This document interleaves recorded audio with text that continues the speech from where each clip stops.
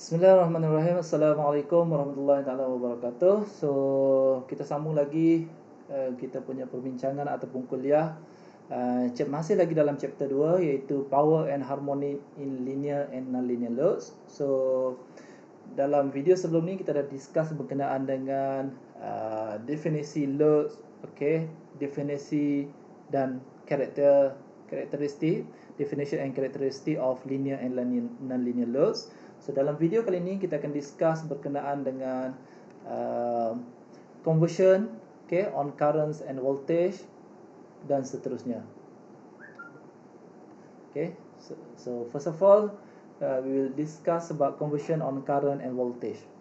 Current and voltage. Ini adalah review berkenaan dengan current dan voltage. So you must bear in mind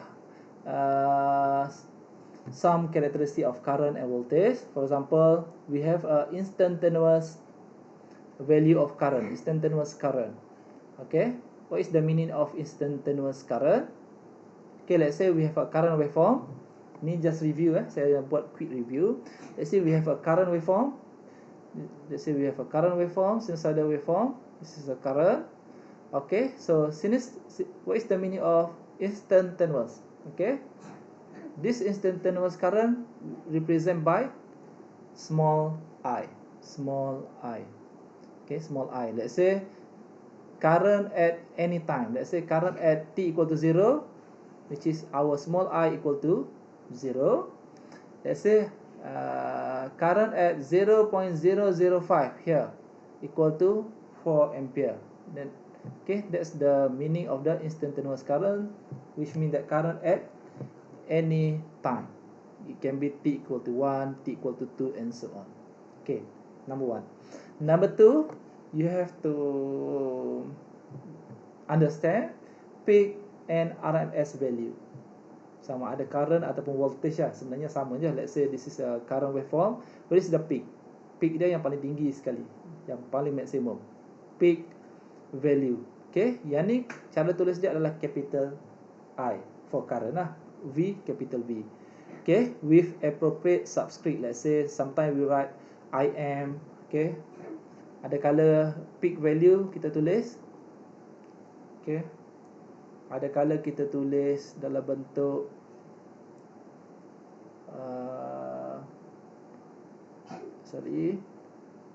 sometimes we write I peak.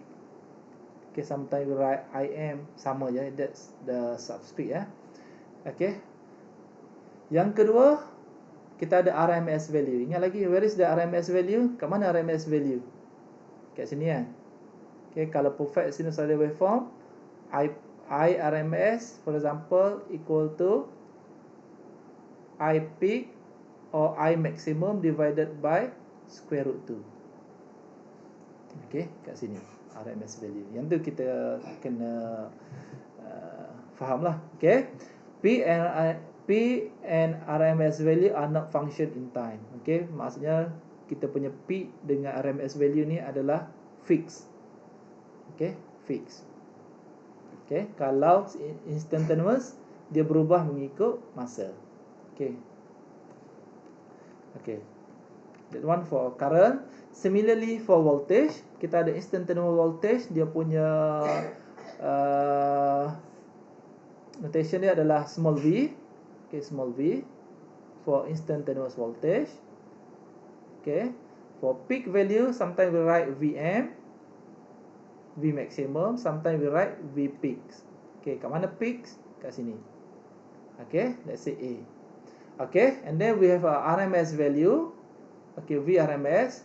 Kalau untuk perfect sinusoidal waveform, V RMS equal to V max or V peaks divided by square root 2. This is a RMS value. Kalau dalam bentuk graf, RMS value ni lagi rendah daripada peak value. This is a RMS value. Nanti kena tahulah. So voltage has reference polarity. Of course, voltage ni, what is the meaning of voltage? Voltage is potential difference between point A and point B. In this case, VT, potential difference between this point. Tengok dekat circle, this point and this point. Of course, it has a reference polarity, positive and negative. Reference polarity of voltage is represented by placing positive and negative sign on the schematic between the 2 points whose voltage difference is to be measured. Itu definisi dia lah. Ni just review review berkenaan dengan voltage. Okay, clear. Itu just review je untuk 2.3 kita just review on voltage and current. Okay, so next kita discuss berkenaan dengan, saya rasa kita discuss in brief sebab kamu dah belajar sebelum ni berkenaan dengan Fourier series. Betul? Dah belajar? Okay, kalau dia tak faham boleh discuss dengan saya in details. Okay, kita discuss in brief berkenaan dengan Fourier series expression for current and voltage. Fourier series. Okay, why we need Fourier series? Kita dah ada macam-macam analisis dan sebagainya. Tetapi kenapa kita perlu Fourier series? Kalau ada harmonik, perlu tak Fourier series analysis? Tak perlu sebenarnya. Disebabkan adanya harmonik dalam kita punya circuit, so kita perlukan Fourier series expression in order to analyze our circuit. Nak cari current, nak cari voltage, nak cari power dan sebagainya, so kita perlukan Fourier series punya expression.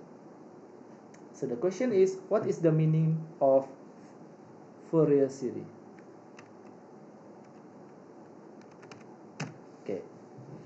The usefulness of the Fourier series in the circuit analysis is that it's allowed to analyze the response of linear or non-linear load to sinusoidal or non-sinusoidal excitation using linear techniques.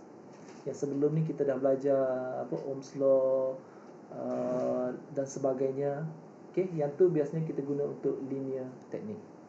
Yang tu kita panggil linear teknik. Okay, untuk sinusoidal, perfect sinusoidal waveform.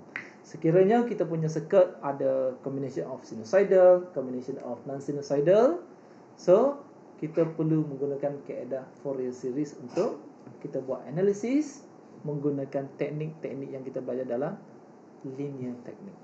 Okay, itu adalah kepentingan Fourier series. Contoh, sebagai contoh, let's say we have a circuit, let's say we have a voltage supply and load. We have voltage supply and load. Let's say kita punya voltage supply adalah non-sinusoidal. Okay, voltage supply can be sinusoidal or non-sinusoidal. Load also can be linear or non-linear load. Okay, let's say dalam case ni kita punya voltage kita non-sinusoidal. Okay, what is the meaning non-sinusoidal? Basically, non-sinusoidal is combination of several waveform. Combination of DC, combination of fundamental waveform at fundamental frequency, combination of harmonic and frequency, and then combination of harmonic yang ketiga, maybe third harmonic, fifth harmonic, and so on. Okay, this is a combination of fundamental, DC, and disharmonic. Okay, disharmonic. Okay, so figure 1 shows a non-sinusoidal periodic voltage being applied to a load that is a combination of linear element. Okay, this one adalah non-linear. Okay, sebenarnya kita boleh define dia, kita boleh pecahkan dia dalam bentuk linear. Okay, yang pertama linear yang pertama, yang kedua, yang ketiga dan keempat dan so on. Dia adalah combination. Maksudnya hasil tambah. Hasil tambah. Okay, so the Fourier series. Okay, apa advantage Fourier ni?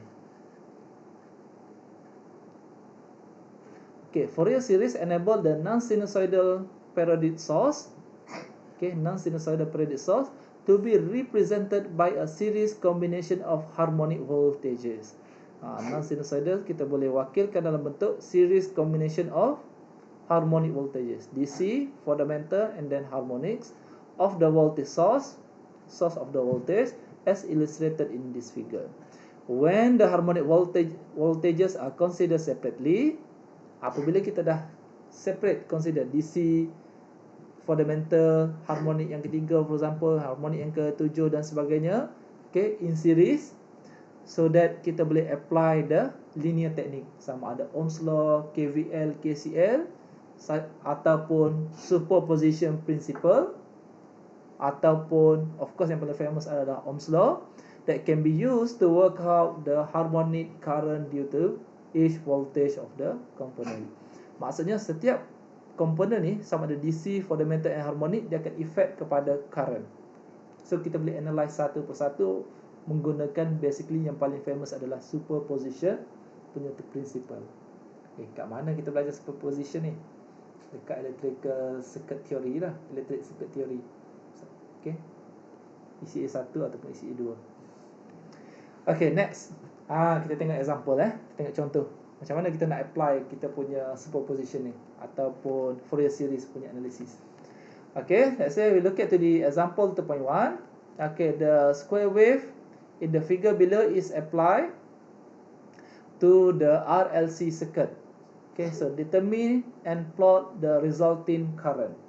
Okay, let's say we have a voltage supply Vs connected to R, L, and C. Okay, in this case our voltage is non-sinusoidal. Okay, non-sinusoidal. Let's say this is our Vs 0.0 until 5 millisecond. Okay, equal to 0 volt until let's say here, let's say I'm not sure, this is maybe 7. Okay, and then start from 7 to 10 we have a 250 volt, okay, DC, okay, and so on. Okay, non-sinusoidal. So the question is determine and plot the resulting current. Macam mana kita nak determine current? Okay, pertama sekali ni dalam bentuk frequency domain kita punya circuit. First, apa yang kita perlu buat, kita perlu draw the phasor domain. Ingat lagi phasor domain?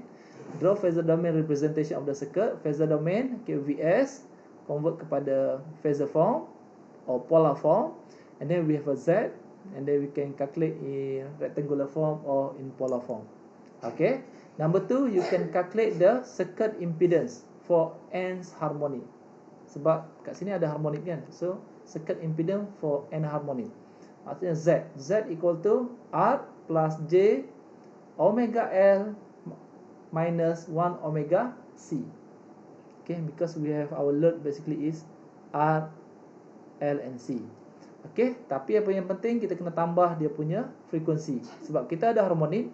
Harmonic berlaku pada fundamental frequency, dia ada harmonic frekuensi dan sebagainya. So sama ada yang ketiga, keempat, kelima, keenam, ketujuh, kita kena letak N. Sebelum frekuensi kena darab dengan N. Okay, bergantung kepada harmonic yang keberapa yang kita nak consider. Okay, that's why kita ada N times frequency. This omega equal to ni just, yang ni kamu pun dah tahu, saya just repeat again. Kita punya omega not equal to 2 pi F naught. Okay, F naught adalah fundamental frequency. Ni kita punya omega naught. Okay, then kita calculate N harmonic of current. N harmonic of current. Okay, daripada circuit ni, of course kamu boleh calculate current tu using KVL punya konsep. Boleh calculate current Okay, because current equal to I equal to Vs divided by Zn. Okay, harmonic current means you can calculate current for harmonic 1, which is Vs1 divided by Z1. Z1 means N equal to 1. Okay, N equal to 1, then you can replace here. And then you can calculate N harmonic of complex power. Okay, S equal to 1 over 2 times voltage, maximum voltage. This is a maximum voltage, and this is Im conjugate, then divided by 2. Okay, 1 over 2 Vm supply voltage at N harmonic times I maximum at, okay, this is I conjugate. Yang ini conjugate. Okay, because complex power equal to 1 over 2 V times I conjugate. V times I conjugate. Okay. Ni maksudnya apa? Maksudnya Apabila circuit kita yang mengandungi harmonik, kita boleh analyze one by one. Fundamental frequency, kita boleh start with n equal to 1. N equal to 1. Then kita analyze. Then we repeat for n equal to 2. And so on. Okay, sampai harmonik ke berapa yang kita nak kaji. Okay, for example, in this case, okay, kita calculate untuk DC. Untuk n equal to 0, this is we call it a DC component. Okay, DC component, n equal to 0, kita punya V0 kita adalah kosong lah, tak ada DC punya component. Okay. Okay, then kita start n equal to 1. For example, n equal to 1. N equal to 1. Then you can calculate Z equal to 1. Okay, Z equal to 1. You try to calculate Z equal to 1. Then you calculate, you akan dapat nilai ni. And then I equal to 1, I1. Okay, lepas you dapat Z1, you can calculate I1. Because I1 equal to V1 divided by Z1. Divided by Z1.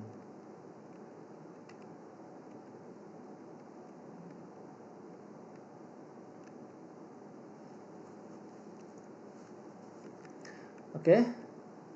So kamu akan dapat current. Contohnya current, dan kamu this current kamu boleh convert kepada time domain. Current pada komponen yang pertama, okay, I1 convert kepada time domain. Similarly to I3, okay, kita convert kepada time domain. I5 proses yang sama, okay, dan seterusnya, okay, in time domain, okay, dan seterusnya. Dan after that you can calculate dia punya complex power. Okay, complex power equal to S equal to, let's say ni given V is given this one, in this case V is given. Okay, V is given, and then you can determine Z, N and IN. Okay, after that you can calculate Sn, because Sn equal to 1 over 2 V n times I n conjugate. Okay, since we don't have a DC, kita tak ada DC component, so 0. So at S1 maksudnya apa? S1 equal to 1 over 2 V1 times I1 conjugate. Okay, kalau kamu calculate, kamu akan dapat nilai ni S. Okay, kamu cuba ya. Okay, this S, tekan calculator, kita boleh convert kepada real and imaginary punya component. This polar form, kalau kamu tekan calculator, kamu akan dapat combination of P plus or minus JQ. Okay, so this P is your real active power or real power, and this Q basically is your reactive power. And then you can repeat for S3 by using the same equation, but for n equal to 3, I3 conjugate. Okay, then you can solve this one. Okay, boleh, kalau tak faham boleh rujuk saya nanti. Okay, ni adalah repetitive punya proses. For n equal to 5, repeat for n equal to 7 and so on. Okay, so using the value given in the table, kita dah dapat nilai current I1, I2, I3, let's say up to I9 lah, for example. Okay, so current basically is combination of this component. Okay, komponen yang pertama fundamental component, harmonik yang ketiga, harmonik yang kelima, ketujuh, kesembilan dan seterusnya. So total current basically is combination of I1 plus I2 plus I3 and so on. Itu maksudnya Fourier punya expression. Kita boleh solve kita punya current one by one, n equal to 1, n equal to 3 and so on. Kita dapat current I1, I2, I1, I3 and I5 for example. And then total current basically is combination of this component of currents.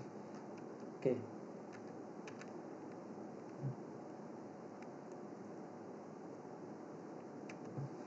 Okay, bila kita yang ni kamu tak boleh draw secara manual lah. Apabila kalau kita draw kita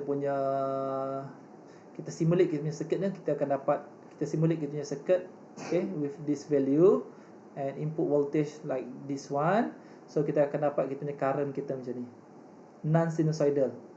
Ni maksudnya apa? Ada harmonic, which is our current is combination this one, combination equation ni. Sebab tu dia non sinusoidal, ada banyak harmonic. Okay, tu maksud dia. Okay, ni kita plot guna Mathcad. Kamu juga boleh plot guna equation current tadi, kamu boleh plot guna MATLAB. Okay, contohlah. Okay, so next, Fourier series expression for periodic current and voltage. Okay, periodic non-sinusoidal current IT waveform which is meet certain condition can be described by a Fourier series of sinusoid and cosinusoid of the form IT equal to. So current ni kita boleh simplify dia punya dalam bentuk Fourier series, which is IT equal to I0, which is summation of from n equal to 1, okay, number of the frequency n equal to 1 until infinity, an cos n omega naught t plus bn sin n omega naught t. Okay, which is I0 basically is a constant which is the average value of IT and represent its DC component. Okay, basically this I0 adalah DC component ataupun average. Average adalah DC kan, average value adalah DC, and this is AN, this is a BN, AN and BN. Okay, ini adalah periodic non-sinusoidal current waveform. Okay, alternatively, expression for periodic non-sinusoidal current as follows. Biasanya kita boleh simplify dalam bentuk sama ada cos sahaja, which is IT equal to I0 summation IN cos n omega t plus theta n. Okay, this IN adalah amplitude. Okay, maksudnya apa? Amplitude of n harmonic. Ni dia punya amplitude. Kita nak bezakan antara RMS dengan maximum value. So dalam kes ni kita guna simbol ni. Okay, this is an amplitude for n's harmonic. Okay, let's say n equal to 1, I1 cos this one also n equal to 1. Okay, omega naught t plus theta 1. This is the angle. Okay, so this IN we can write in polar form, which is this is the polar form, magnitude, and this is the angle, or this is a rectangular form. Okay, ni adalah expression untuk current. Okay, coefficient I1, what is the meaning of I1? Okay, let's say we have I1, coefficient I1 n equal to 1, which means n equal to 1, and n equal to 1 is the amplitude of the terms at the fundamental frequency. When apabila n equal to 1, ni adalah fundamental frequency yang kita panggil F0. Okay, F0 which is leads to the omega naught, 2 pi F0 which is equal to omega naught. Okay, and coefficient I2, okay, we have I2, I3 and so on. This is amplitude of the harmony which related to frequency I2 for frequency 2 omega naught, I3 frequency for frequency 3 omega naught, and so on. Itu maksud dia. Okay, so from here we can summarize that the periodic non-sinusoidal current can be alternatively written in terms of sine. Sama ada tadi dalam bentuk cos cos n omega t plus theta. Kalau kita nak convert kepada sine, kita minus sin omega t plus theta, kita just minus 90 degree. Sama juga dengan cos, sama kan? Sama.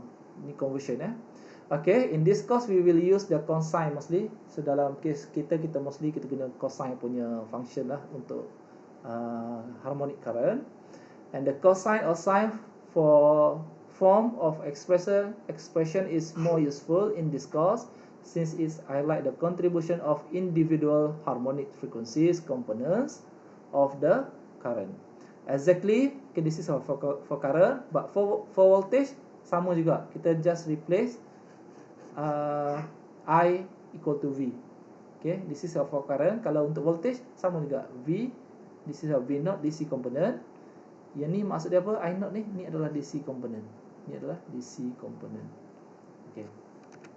Okay, next kita tengok example Tengok example. Example 2.2. Macam mana kita nak apply dia punya formula yang kita belajar ni. Okay, let's say. Okay, example 2.2. Let's say the output voltage of a single phase inverter is a periodic waveform given by the expression. Let's say kita ada output voltage daripada single phase inverter. Okay, dia punya expression dia macam ni.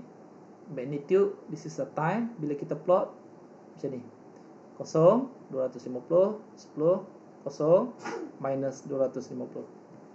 Okay, for t from 0 until 20 millisecond. So the question is, obtain a Fourier series representation for V0. Okay, soalan dia, determine the Fourier series representation for V0 up to 21st harmonic. Up to first 21 harmonics. Macam mana dia punya Fourier series expression untuk waveform ni? Sebab dia ada harmonik kan, dia apabila bukan perfect sine wave, kita punya sine wave adalah non-sinusoidal, of course dia akan ada harmonik, combination of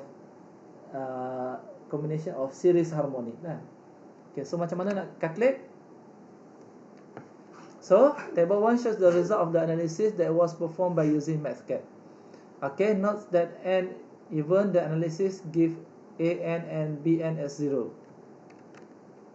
Okay, kalau kita nak analyze ni memang kita guna software lah kan, nak analyze dia punya harmonik. Okay, so dalam case ni untuk n equal to 1, kita dapat dia punya magnitude dia of current, and this one is magnitude of voltage. Okay, an and bn. So kita convert kepada polar form. Okay, ini saya tak tunjuk software, nanti saya tunjuk macam mana nak guna software nak kira. Okay, let's say kita dapat magnitude at harmonic n equal to 1.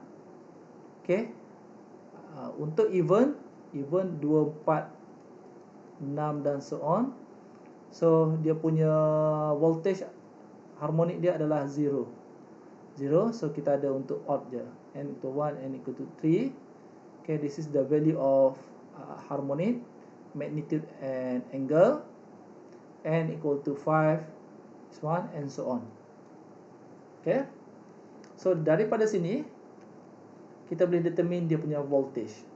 Daripada sini, okay, n equal to 1, kita boleh determine dia punya voltage dia.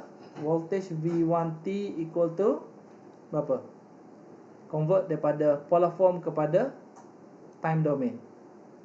So kita akan dapat yang ni magnitude, this one angle, omega t.